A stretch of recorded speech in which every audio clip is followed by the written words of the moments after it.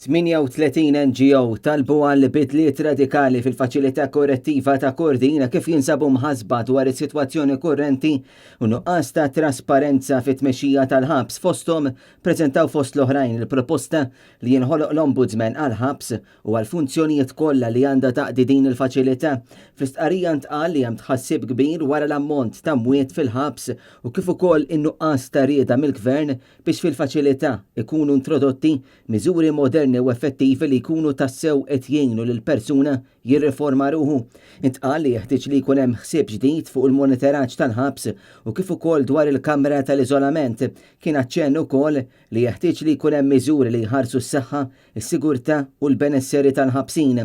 U ma nsistew li għandu jkun hemm tmexxija tajba fit-tmum ta' din l-istituzzjoni u saħqu li hemm esperti f'dan il-qasam li jistgħu jikkontribwixxu biex jieħdu din l-istituzzjoni għal livell ieħor. Huma komplew li l-faċilità għandha tkun waħda ta' riabilitazzjoni u mhux ta' vendikazzjoni u l-appell is-sokta biex ir-riforma li jeħtieġ li ssir illum qabelata riformi radikali li jagħtu prioritajiet lid-dinjità tal-priġunieri, tal-familji u anki tal-vittmi. Fl-aħħar jiem kien hemm appelli mingħand taqdiet fosthom ukoll li jkunu provduti trattamenti xierqa lil vittmi ta' droga il-bogħod mill-faċilità korrettiva ta' Kordin.